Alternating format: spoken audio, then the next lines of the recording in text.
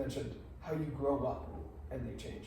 Not only have they changed, throughout history, but like the noticeable differences in like the difference between getting told a story in first grade compared to 12th grade.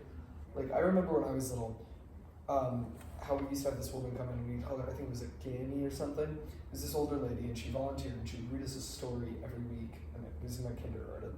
It was always so like, everyone would look forward to it, and she'd come in, she'd sit down, you'd be eating a cookie, maybe a muffin, whatever. You were entertained. Right. And now it's like, we just had read Macbeth in class, and I think me and you really had some fun with it. Oh, yeah. But how you notice this like decline, a lot of people aren't really willing to give it a chance. They maybe have a prejudice against it, like, oh, it's Shakespeare, it's gonna be boring, it's gonna be this.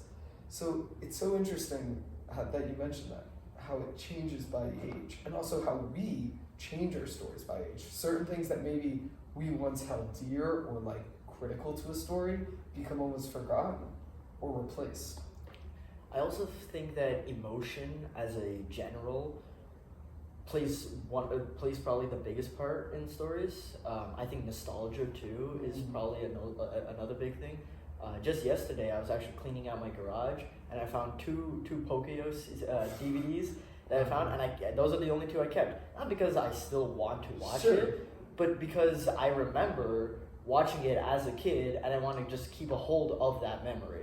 So I think, like how I was saying, how they relay either information or events or emotions. In this case, it would be emotions, right? How either like as a kid you would read just fun stories like Dr. Seuss stories, or like Geronimo Stilton, or like The Hungry Caterpillar when you were little, or anything like that. Goodnight Gorilla. Right? Yeah, Harold and the Purple Crayon. Any kind of stories like that. I feel like emotion is probably one of the biggest factors when it comes to storytelling, and that's probably why some people might want to engage in that story or not engage in the story.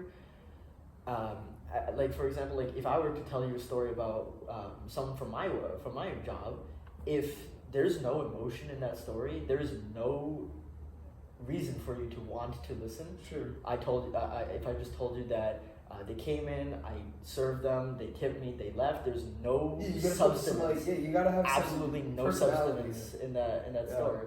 So, by age, by wants, they all come back to emotion. Well, thank you. I mean, I think we've covered some pretty good points. That's 6.